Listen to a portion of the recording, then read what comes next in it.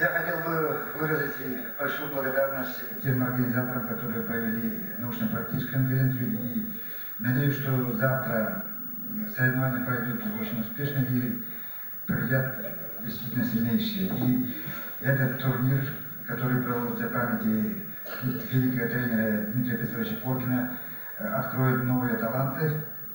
Я в этом убежден.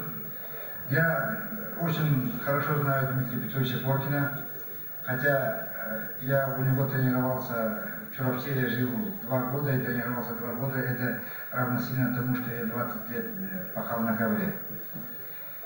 Потому что Дмитрий Петрович Поркин обладал большой гипнотической силой, большой силой слова убеждения, и он был довольно-таки крупным, ясновидящим человеком. Он намного вперед смотрел всех своих коллег и всех своих... И это прогнозирование, точностью до математического расчета он прогнозировал победу, допустим, Вячеслава Карпова, когда Якутия выйдет на всесоюзную арену. С математической точностью прогнозировал, когда Якутия выйдет на мировую арену. И с большой точностью прогнозировал то, что якутская нация не должна была остаться без олимпийских медалей, потому что нету в мире такой нации, которая имеет десятки национальных видов спорта, которые культивируются в нашей республике. Это не только борьба овцая, это и другие национальные прыжки, и перетягивание палки, и многие-многие другие очень мудрые виды спорта, которые способствуют для культурного обогащения нашей нации. Он действительно был передовой тренер.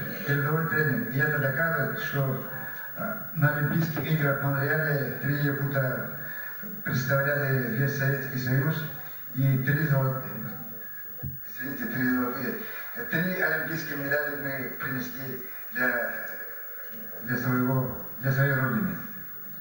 И такого успеха ни один тренер не добивался.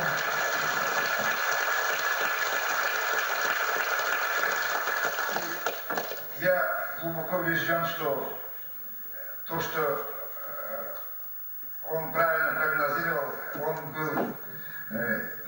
нужно было для того, чтобы видеть улучшенное руководство, партийное руководство, правильности выбора, правильности методики подготовки. Могли бы взяться за развитие другого вида спорта, кроме вольной борьбы. Могли бы, но Дмитрий Петрович вместе с Николаем Николаевичем Тарским убедили руководство в целесообразности, правильности, что надо в республике развивать именно вольную борьбу. Это вид спорта, который принесет славу якутскому народу. И они были правы, и в этом их величие.